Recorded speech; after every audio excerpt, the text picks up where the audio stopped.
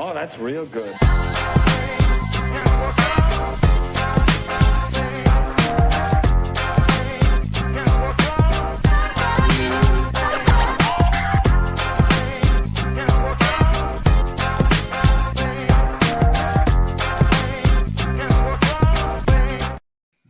What is up? What is up? What is up? This is You Down with IDP, the collaboration of Fantasy and Frames and Club Fantasy, where Jorge Edwards, myself, Nate Marcum, Queen Roxanne, Joe Zollo bring you the IDP information to help you win your fantasy leagues every week. This week, we're just going to kind of do it with the two of us, Jorge Edwards and myself, because Roxanne, if you have a chance to see this on your phone, I hope your internet is working. More importantly, I hope your heater gets going back up. I know that is a pain in the ass, especially when your weather we're having right now. Hopefully, if anything, just turn the volume up to 100 on your phone, and we will bring enough heat and IDP to warm your entire house. I hope. Actually, that's not true. It'll probably be a lot of hot air from Jorge and myself. That's okay. Heat is heat. What are you going to do? Heat is heat. How you doing, Jorge? Man, I am doing fantastic. It sucks not having Joe and Roxanne, but we hope everyone's doing well, and we wish them and all you out there watching and listening happy holidays. Absolutely, absolutely. Joe, it is a shame that we don't have you again. I will try to be as cynical towards some of the players that you and I both don't like to pick up the slack. It'll be cynical and hot. Speaking of hot, there are some hot news happening around the NFL this week going in. Obviously, this is the fantasy semifinals for most. If there's a good time to ever bring the most, what I would say, important information, it's this week. We've done that from last night where Fourth and Frames and then Shoot the Gap, Mike Woolert, myself, hopefully brought some good information. And a few things have changed. A couple things have remained the same. We discussed the fact that Sam Hubbard is expected to miss this week. Luckily for the Bengals, Trey Hendrickson is looking like he's going to play.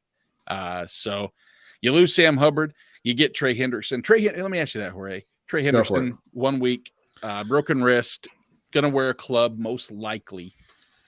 You have a player like Trey. We know the upside of what he can bring, but against a New England defense that is going to be prepared for that as far as offensive line. Do you start Trey this week, or are you kind of concerned about the playoff matchup? If you're telling me a defensive lineman who is good at getting sacks now has a weapon on his hand to sway away, offensive lineman, get out of my way. Let me hit you with my club while I get to the quarterback. I don't know. That sounds like fun to me. And sounds like you never had to wear a club over a broken wrist before, because the idea of using that as a weapon is the last thing on the mind. But we don't have the good drugs that I shouldn't say drugs. I should say medicine. Yeah, analgesics. Yes, exactly. Good old lidocaine plus. I mean, I guess it depends on what your options are. Obviously, that's the easy answer, right? But if I had to give you an answer, I probably would steer away. I'd probably steer away just because I don't know what he's going to be like playing with that club. That would be my concern there. I feel like there are better matchups out there. And of course, we'll talk about those matchups a little bit later that you can have this week. Yeah, one of those players that you can't or won't start will be Trayvon Walker. He's out this week for tonight's matchup against the Jets. Another person who's out is at linebacker. Leighton Vander Esch is going to miss time. Luckily, the injury is not to the neck, the surgically repaired neck that he has. It's more of a shoulder stinger, it sounds like, is what they're saying. But he is going to miss time. I will tell you that means Anthony Barr is going to get some more playing time. But Damone Clark, can we just let's bookmark his name and we'll circle back to him, because I really I'm a big fan. Consider him bookmarked. Jack Sanborn, the Jack Sanborn experience, unfortunately, is over for the regular season, placed on IR. It's fun to have a player like Jack Sanborn grace the IDP landscape and be as successful as he is. What do you do with Jack? Do you pivot to Nicholas Morrow as far as with the Bears using a 2-down linebacker system, or Joe Thomas? So you and I, we have different takes on this one because we wonder like who role and whether there's role reversal or there is. That's a great question. I like what obviously I liked what Nicholas Morrow did last week. I believe he had close to double-digit tackles, if memory serves correctly. Mm-hmm. Let's jump back a few months. Let's jump back a couple of years. Actually, we talk about Nicholas Morrow with his time with the Raiders, and all we were hoping for he would get that opportunity to have that middle linebacker production. And they didn't get it. They went out and signed Corey Littleton, and then that experiment failed miserably, and they let Morrow go. Morrow goes to Chicago. Oh well, he's going to be playing next to Roquan Smith. Maybe he's going to be the leading tackler there. No, it's Roquan's show, and then he gets traded, and it's like, well, now this is Morrow's time to shine, kind of to take over the green dot. As Mike Woolert would say, lead be the play caller on defense. No, where it's Jack Sanborn, who's now. I don't know if Sanborn won the green dot, but Sanborn's the one who took over in that role. It's like how much depth does this Bears linebacking core have, and how much productivity they have? I'm kind of a little bit weary of like how many degrees of Kevin Bacon we are going at the linebacking situation for Chicago, which is kind of why I'm leaning Morrow in this, just because of at a certain point you're reaching diminishing returns here. But I'm curious to hear your thoughts on this. The only reason I could see them leaving Nicholas Morrow more in the weak side role is because Matt Eberflus historically has allowed his, I think, most talented linebacker to thrive in that role. And I think that's a pivotal position for him, for his defense. With Indy, of course, we had Darius Leonard in that role, probably most notably as of the recency bias. But I don't know. That's me plugging into the brain of Matty Eberflus, and I don't know if that's exactly the same way that he'll see it, because maybe in this particular matchup, maybe he looks at it and he says, you know what? Here's a time when I need against Buffalo. He wants Joe Thomas to potentially spy Josh Allen and let him stay off ball and let Nicholas Morrow roam the middle and try to slow everything else down. I think Buffalo's a handful no matter what Chicago does. Right. But the good news is this. They play predominantly both linebackers. Both should see close to 100% role this week. I think that the opportunity for the Bears to not possess much of the ball as far as offensively speaking, especially if Justin Fields is a little banged up, means they'll be on the field quite a bit, and we'll see a decent enough snap share that I think both are possibly relevant, as Morrow may be a low-end LB2. Joe Thomas is like a low-end LB3. And in this day, depending upon the depth of your league, maybe that's a value play right there. We'll definitely have to pay attention to that, because it's kind of a crapshoot. Oh, sure. And then, yeah, I'm sorry. No, that's very good point. Very good point. Dylan Cole, I think, is probably not going to play as well. Or did he get ruled out a lot of today? Did not practice last I heard. He's out. That up real quick. He's out. There we go. Yep, there you go. Yep. So, and I assume so. I thought he would. 3 DMPs in a row. Wasn't practicing last week. The situation there is Monty Rice. Mm-hmm. Monty Rice has been solid, especially against the run. Zach Cunningham's name has been brought back up as far as a potential to get back onto the team. I know he's activated off of the IR, but I don't know if he's 1 week away from playing. I probably would just avoid that other situation there. Do you think, for those who are, kind of new to IDP and they're playing in their first, IDP fantasy football playoff this year, do you think we should remind people like linebacker has the potential to be really deep? And so these, maybe if players, chances are you can find somebody on your waiver wire that can help you out given the matchup. But if it's a stud linebacker, I'll give you a perfect example. So Pete Werner, okay, he's somebody who if he's not playing this week, but for next week, I don't know, maybe if that's a player you put on your roster and you have there just in case things go sideways, either with Caden Ellis, God forbid, health wise, or maybe they just give him the full-time role back. Zach Cunningham, I don't know if he's that player for me. And I got to tell you, I don't know if I trust the concern with a player like Pete Werner. I'll tell you another one is Chad Muma. We thought last week going in, Chad Muma was apparently going to play. The question was, does he return to the 100% role that he had 2 to 3 weeks ago and supplanted Devin Lloyd, gets snaps back like barely plural because he wasn't on the field. I think that was he wasn't ready. I think they felt like they were rushing him. They recognized that. Gave Devin Lloyd the majority, damn near all of them. What did he end up playing? Muma played like 7%, 14% of the total defensive snaps. So again, I worry about that situation, that if it's unclear, and Mike has said this very well, if there's a chance you can find a linebacker that's going to give you 90% plus of the snaps, that is exactly what you want. Like on offense, if you said, hey, I'm going to give you 5 receivers that are going to have at least a 25% target share, 20% target share. What they do with those targets, you don't know. Or I'll give you a receiver with 15% target share, and we know they're going to give you, 5 for 60 as like kind of like a good, or 4 for 60, a decent baseline. I'm taking the upside of the guaranteed snaps. I'm taking the upside of the guaranteed defensive snaps versus, in correlation to the target share, if that makes sense. No, that's absolutely. And so for example, I'll throw out a name like Jermaine Pratt. Probably a lot of newbies to IDP don't really know who Jermaine Pratt is. The guy has only been playing a majority of the snaps for Cincinnati, has been playing lights out and stopping the run. Great for fantasy production, using Fantasy Pros scoring. So, in leagues where you have 1 or 2 IDP spots and you're looking for tackle upside, you can find them.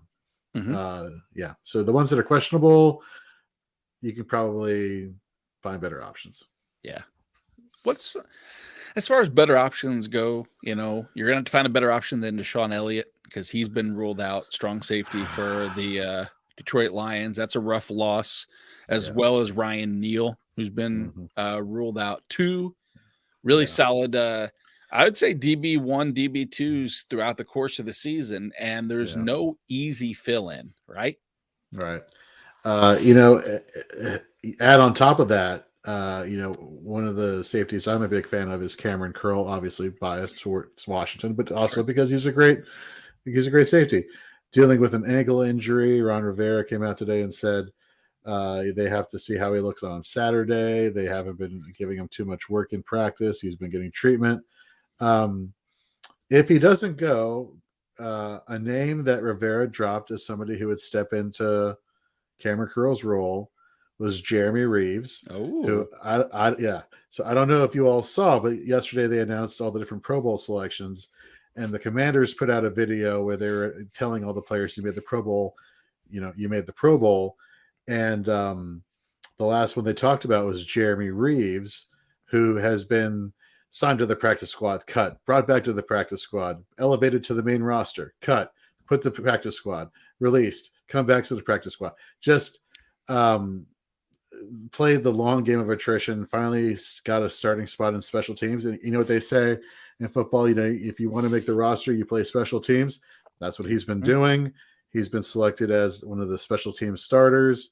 And as soon as Ron Rivera told him this news, the dude just starts bawling.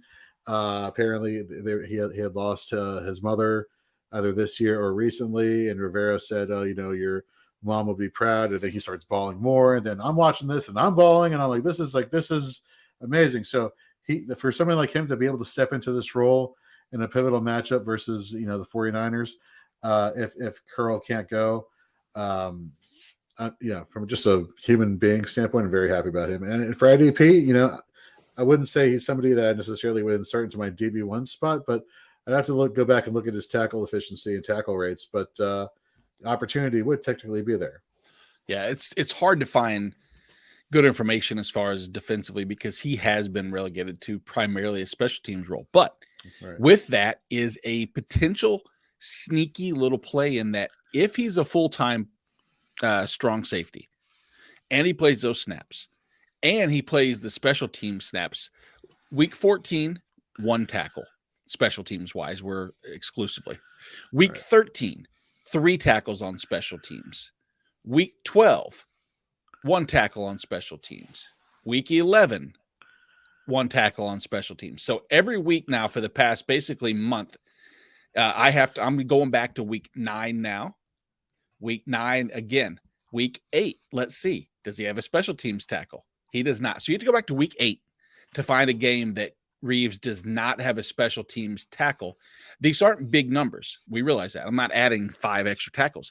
But week 13, you had 3 tackles to a 7 tackle floor as a safety. And all of a sudden, you have it, and they're usually solos on here. At least they have been. No assist tackles on that. Maybe there's something there. Something to pay attention to. Good point, Jorge. Let's see if he is, because Bobby McCain really played more of the slot than a safety role. And that's the only other person I would be even remotely worried about whatsoever. Right. But I think that pretty much wraps up the majority of the news and notes. There's obviously more things to happen. Like we have said yesterday, I think today and tomorrow will be, or really today was the who's not going to play, something to pique your interest. So keep paying attention. We'll keep putting out that information here as far as who's in line to play last minute. So many games on Saturday, got to be ahead of it. So let's, any questions or anything from anybody that we need to answer? I'm channeling the inner Joe Zollo and saying, look, for offensive questions, we have plenty of shows here, or that is Club Fantasy does. Joe Zollo, one of the co-hosts of the show, likes to keep it IDP related when it comes to our questions here on You Down with IDP. So for this show, we're going to keep it to IDP, but there are plenty of shows. And of course, you can reach out to Club Fantasy, FFL at Club Fantasy, FFL on Twitter. So we're going to keep it to IDP only, defensive questions. If you have DST questions, hey, we'll answer those absolutely. But we're going to keep it to defense this show. Gotcha. So let's take a look. Let's go beyond the field, take a look at some exploitable matchups heading into this round 2 of the fantasy playoffs. The picks last week for you, Jorge, at defensive line edge rusher was Khalil Mack and Gregory Rousseau, who collectively finishes the defensive line 55 and defensive line 76. Rousseau had plenty of pressures, didn't get the sacks, therefore didn't get the numbers. Same thing a la Khalil Mack. Who's going to line up this weekend? Who's going to deliver? I think it's going to be Danielle Hunter. I think he has a great matchup this week against Evan Neal, who in back-to-back weeks has allowed 14 total pressures and a sack. Quarterback hit, if you're playing in leagues that count quarterback hits, that's definitely a bonus there. Danielle Hunter, his pressure rate the past 3 weeks has not been exactly optimal, only I believe around 13.5%. But I think this is a situation where you have, a talented edge rusher, has been for years, playing, in my opinion, out of place, being somebody who's standing up as an edge rusher versus somebody who has their hand in the dirt, so to speak. Going against just a really bad offensive tackle here for the New York Giants. And so I think you got to give it to Danielle Hunter this week, playing at left outside linebacker, going against New York. Nice. I found that I think you think that Danielle Hunter is getting more and more comfortable as the weeks go on. I think we're seeing it, right?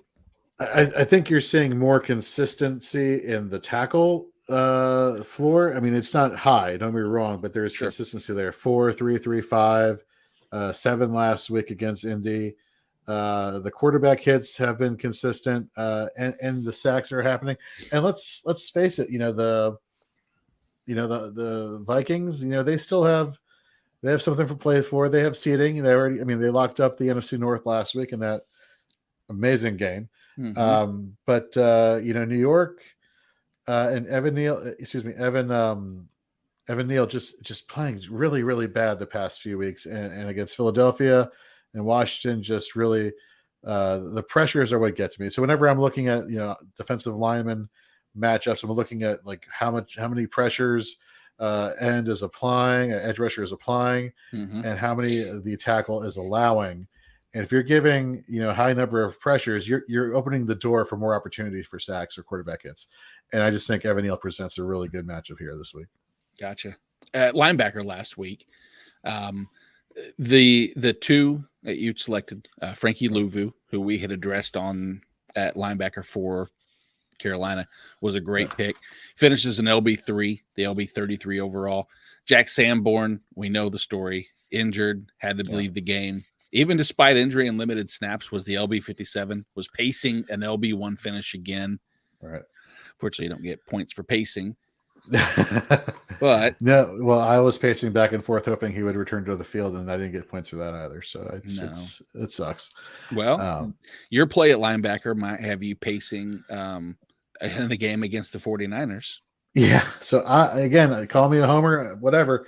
Jamin Davis, ever since Cole Holcomb went out earlier in the year, he's been the guy calling the plays on defense for the Commanders. He's been the staple in the linebacking core. It's certainly not John Bostic, definitely Jamin Davis. And this is kind of what they expected him to be when they drafted him out of Kentucky a few years ago. And among all linebackers, the last 3 games played. So every single linebacker, their last 3 games played. Jamin Davis is the LB8 in solo tackles. Weeks 13 through 15, he's the LB17 in defensive stops. He has a whopping tackle rate of 20.7%. And you're telling me you're going to take a linebacker who's really good at tackling, taking on a running game heavy 49ers team this week versus the Commanders. I just see the hot streak continuing with Jamin Davis, the solo tackles. And that's the thing. The solo tackles, I think, are really going to really elevate his floor this week. So he's definitely, for me, as somebody who could fall into a LB2-3 range with definitely high LB2 upside. Yeah, no, I'm right there with you as far as that situation, the player, and I got to tell you, I really at DB, I'm a fan of your next mention. Last week, you had Rodney McLeod in a situation that was, I thought, it was a swing for the fence. So it was, but it made sense. Hold on, before we get to that one, we got a question here from Gianni Zollo. Is this the brother of Joe, or obviously there must be some? Well, I don't know if obvious, but maybe a relative. Foyce Aluakun or Bobby Wagner this week. Really bad weather conditions here for the Thursday night football game. So why don't you go first? I have Aluakun ranked like in my top 3 this week. So and then the weather kind of makes me want to bump up even more. Especially with the uncertainty of Muma and what his role is going to be. Bobby Wagner versus the Broncos. Yeah. I like that too. But I have both in my top 5. So I do have a Aluakun higher. I went back and forth because of that weather not being I didn't know if the Jets could have sustained drives. And if the weather's as bad as you say, I might move Aluakun down to number 3, but I still think I have him ahead of Wagner. I do. So I'm going to stick with Foye. He hasn't done anything. I mean, hell, you have to go back to how long do you think? Weeks? 3 years ago in Atlanta. Yeah. Oh, sorry. No, for him not to have, I mean, he's had over the last month, he hasn't had less than 14 total tackles. And prior to that, he hadn't gotten below 9 since week 5 after, so I mean, we're talking about just I don't want to say guarantee because there's no such thing as a guarantee, but that's about as damn close as a guarantee as you can get. Absolutely.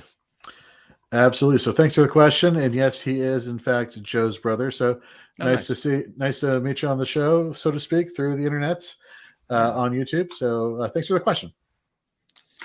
We should have answered it in Joe's format and been like, who fucking cares? Exactly. Who cares? He's a guy. They're guys. They're both going to be good. Yeah, I mean, and he cares. He probably appreciates it. Absolutely. All right. So again, Rodney McLeod situation made sense to me. He just was picked on so much, and what gets me is that the free safety ended up coming back in the slot coverage, and normally he would be shied away on. I don't know. I could have swore it was a great matchup for Rodney McLeod to get picked on, but just wasn't the case last week. Well, he had 44 snaps in the box. He had 92 total snaps on the game. There's no way you could have predicted 90 snaps he was going to play, but it just, he actually did good in coverage. He got targeted 8 times. 8 times he was targeted, and he only allowed 3 receptions. So a quarterback rating of 48.4 when going his way. So great real football week, bad IDP week. These guys will both score you points. So pick. Yeah, that's true. That is Joe. Good call. Good call, Gianni. Yep, he knows it. So go ahead. Who's gonna produce this week? Carry you to the championship. Yeah. So we mentioned his name in a lot of videos, whether it's over at Fantasy and Frames or I believe here a couple times, and that's Jason Pinnock of the New York Giants. Again, sticking with this Vikings-Giants game. Weeks 13 through 15 has a tackle rate of 19%, which is pretty good. It's, when you get close to the 20s or past 20 for a tackle rate, you're just doing fantastic. It's just and sometimes when you have, and that's largely due to volume, which I'll get to in a second. What really is great when you have a player who has a high tackle rate is you're hoping that their missed tackle rate is super low. Sometimes that's not the case, especially on teams that are bad in real football. You just because the total number of tackles you're attempting to make, you're bound to miss a few. This guy hasn't missed any since week 13. So that is fantastic. A high tackle rate, 0 missed tackle rate. You know who reminds me of, Nate? He reminds me of, as a rhetorical question, he reminds me of Tracy Walker of the Detroit Lions, who is out for the season. Plays a free safety, yet plays close to equal snaps against the run and as well as being in coverage. You go back to week 12, for FantasyPros scoring, he had 11.3 points on 8 tackles. Week 13, a little bit of a down week, 4.5 points with 3 total tackles, but a pass defended. Week 14, 12.8 points with 9 total tackles. Last week, 13.8 points with 5 total tackles and a pass defense. So we're seeing, his upside here, both in the run department as well as playing, that free safety role in coverage. I think he's a solid double-digit fantasy point producer for you this week. I say the tackle floor here is about 6.5. And then you throw in the fact that this is going to be a Vikings team that is going to be throwing it a lot. The chances for more big plays, whether I don't want to say interceptions because who can ever really predict an interception? I can say maybe a few pass breakups maybe coming his way just because of his coverage role. So yeah, I'm liking Jason Pinnock this week. Nice. Yeah, I liked him a couple weeks back, and he continues to excel. The Giants faithful really like him as well, and so got to do something to fill Xavier McKinney's shoes. Unfortunately, as difficult as that may be, but I like to come to Tracy Walker. If that holds true, the Giants have a dilemma next year as far as how to get him on the field more often. All right, we'll see. So yeah, Danielle Hunter, Jamin Davis, Jason Pinnock, 3 guys that are in line to outproduce their current ECR. And let's go defensive line for a person who I'm looking at. Last week, though, before I get there, before the good, let's go through the bad. Right. Azeez Ojulari, in all reality, I was happy with the game. He played a good game from a real football standpoint in the fact that the pressures were there. Unfortunately, Kayvon Thibodeau was on the field. And that was, it just, I don't know how, personally, this is my 2 cents, how Kayvon Thibodeau was less than a 90 overall PFF grade was, oh my God, befuddles me. The guy was, it claims that he only had 2 pressures on the day.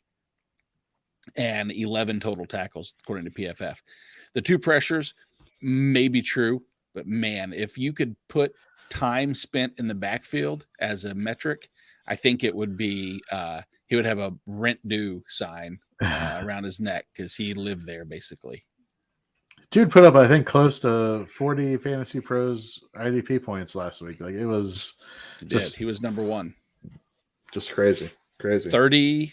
Let's see, what was it? It was like 26 or 30% of his yearly stats were like that.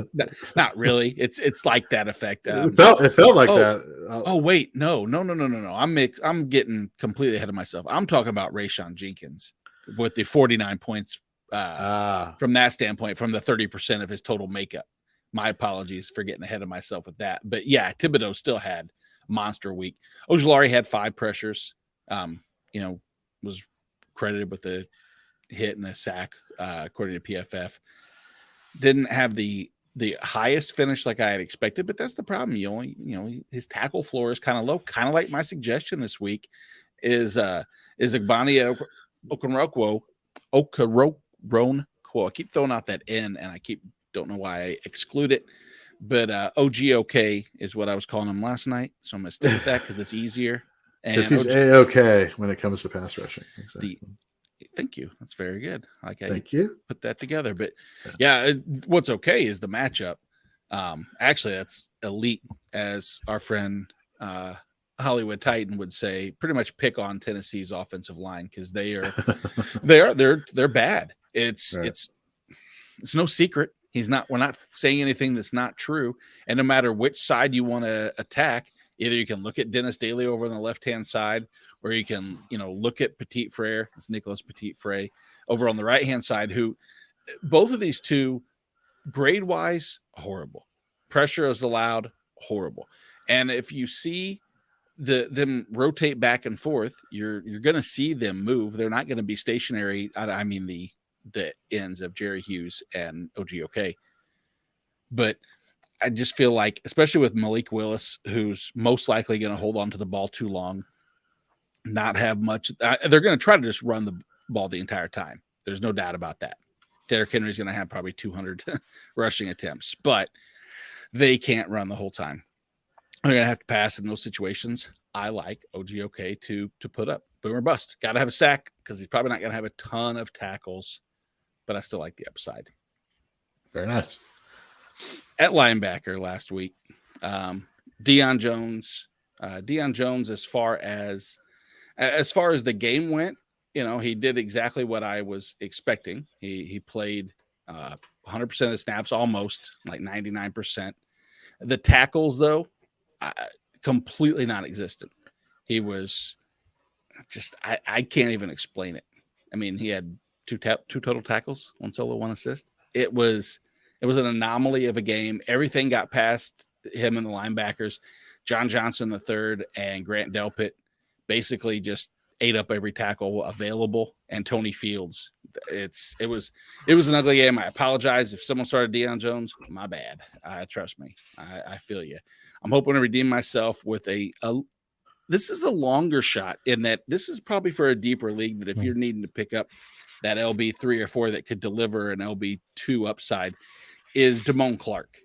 I said earlier, Leighton Vander Esch is out, and I wanted to, put the old, the hell did I say? I was gonna earmark it. Yeah, thank you. Earmark Damone Clark, and since week 1, before the season started, I like the pedigree of Damone Clark, and our biggest concern was he wasn't going to have the playing time. His neck injury, there's no way he's going to get back on the field. He's going to be too far behind everybody else. He's not going to see the snaps. I don't trust, cervical fusion, return players. I get it. Makes perfect sense to me. And here comes Damone Clark. I mean, just last week alone, again, limited snaps. We're not seeing a ton of the snaps, but without Leighton Vander Esch, Anthony Barr is going to see the majority of the snap increase, but I don't like Anthony Barr as far as what he can do with those snaps, because Damone Clark, in that time, even on limited snaps, extremely effective, 75% last week, and he had a 17% tackle efficiency. I love what I'm seeing there. I think he's going to be all around the ball. I think that game against the Eagles is designed. I mean, the Eagles have been pretty generous to the opposing middle linebackers. I really like what I see out of Damone Clark, and I think that he's going to be a staple going forward, health considered. I'm optimistic about Damone Clark this week. What do you think about Damone Clark? You concerned about the neck? Have I swayed you with my poetic waxes of him? No, I like it. I like him. You know, we go back to a couple of weeks versus the Colts. He was just playing lights out against that game. And God knows Dallas needs it with this, you know, linebacking core being as decrepit as it is. It's so bad, you know, as we know, they have like safeties. They have both Jaron Curse and Donovan Wilson playing closer to the line of scrimmage, at basically being de facto linebackers in that secondary and having Malik Hooker staying in coverage. So no, I like it. Definitely an upside play, and especially this week against Philadelphia, where there's, you know, no Jalen Hurts, there's Gardner. Well, I don't know if they've officially ruled him out, but he's not playing. Yeah, exactly. So it's Gardner Minshew, you know, and I like the fact, you know, I think Dallas Goedert is also scheduled to play this week. If they get him going, that is Dallas Goedert. I think you're going to see a lot of short to intermediate, which is right near where Damone Clark will be playing. I think, you know, that's I like it. I like your pick there. Gotcha. Yeah, I hope for a sake that I really like the player. And at defensive back, a player I like is Richie Grant with Atlanta. I think the matchup itself against Baltimore is enticing. Baltimore, again, to the safety position, especially more box safeties, have been more generous to ones that are playing free. Richie Grant on the season, I still feel like Grant is underrated. I mean, he's like ECR wise, he's DB 28. I think he has that DB1 upside on any given week. I don't think that he hasn't given us too many of those weeks, just because a lot of the times where he's finished high, like if you go back to week 9 where he had 11 total tackles, the interception, it just happened to coincide with another week where there was production. But overall, you have to look, and we're just getting a good solid floor. Week 13 against Pittsburgh, again, run heavy team, saw 9 tackles. I'd like to see this solo to assist be a little bit more generous, kind of going back to early in the season where he had more games like Seattle where it was a 6-1 solo to assist, against Tampa 6-1, San Francisco. But I see the consistency of the teams that have a tendency to keep everything between the hash and short. I think a 6-7 tackle game, we're seeing this shift now from Michael Walker to Troy Anderson, and I think that gives a little bit of an influx at the linebacker position, meaning Richie Grant's going to have more opportunity for tackles. It's one that if you're choosing between, say, Richie Grant and someone like Minkah Fitzpatrick, which I know Minka's higher rated, I would take Richie Grant over Minkah this week, if that puts that into perspective. No, that makes that. I mean, I think, see, Minkah is such an anomaly. All these free safeties are, I feel like, an anomaly. Fortunately, we're blessed with a few free safeties for IDP purposes that, you know, we will ride hopefully to fantasy championships, and for those of you who are watching, for you as well. But 9 times out of 10, I want to roll with a box safety. So it just, especially with the way Pittsburgh is, it is Pittsburgh this week. I'm not making that up. Pittsburgh is... That already happened. Okay. What? Pittsburgh, Atlanta. Who's Atlanta taking on? Baltimore. Thank you. Perfect. Yeah. Pittsburgh plays the Raiders. Right. J.K. Dobbins is going to be the focal point of this offense for Baltimore. The passing game is not going to be there. Just give me the upside there with the box safety. And leading into, you know, like I said, maybe it wasn't as transparent as possible, but going into who I'm going to fade this week, or who I'm less on, you know, lesser hopes, if you will, is Minkah Fitzpatrick. Just like, you know, it kind of coincides. I didn't just happen to pick his name out, even though I kind of did, but it's also because it's easy to say, hey, here's a person who realistically the consensus IDP community is higher on this week. The Raiders, 30th against the safety. You have to go back damn near the entire season to find any actual free safeties deep that have actually put up solid point production. If you look at where Mink is at on the week, like he is the DB5. I have him down in like the DB15 range. And again, I think a lot of that's the opponent. And just as much, there's not a ton of big. I mean, there's a couple of those games, like I said, Baltimore against in week 14, he had the 11 tackles, which was great. But outside of that, there's been very low tackle floor short of week 1. And it's just sporadic. I don't know. I don't feel like I'm doing a good job of eloquently explaining it. Other than I'm just maybe there's a little bit of gut. Is issue. Yeah, it is. What about yourself? So this one is actually going to be something that's going to be someone that's going to be near and dear to you. I'm not saying he's going to be a bust. Again, we're going to lower our expectations here, and I'm lowering my expectations on Willie Gay Jr. He's been playing really well for the Chiefs. Nick Bolton obviously is the middle guy who's taking on the run assignments, and Willie Gay plays more in coverage. But somebody that I think people might want to pay attention to, especially with Dynasty about to take off as soon as redraft is done this year. It's Leo Chenal. We looked back last week in week 15. We look at the snap percentage. It was Bolton 100%, Willie Gay 73, Chenal 42.9. Okay, well, so what? Why do I care about Leo Chenal? Well, let's look at the tackles per snap rate here. We got Nick Bolton with 11. Leo Chenal on limited snaps had an 18.5% tackle per snap rate.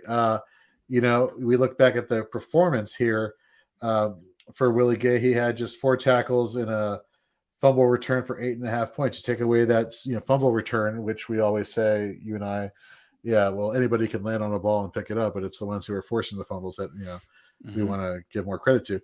You take that away, he only had 4 total tackles. Chenal, he had 5 total tackles. They don't give any more of his advanced stats, but it was a better solo to assist. And with the tackles percent, I don't know where I'm going with this is. I wouldn't be surprised if Chenal starts eating into a little bit more time.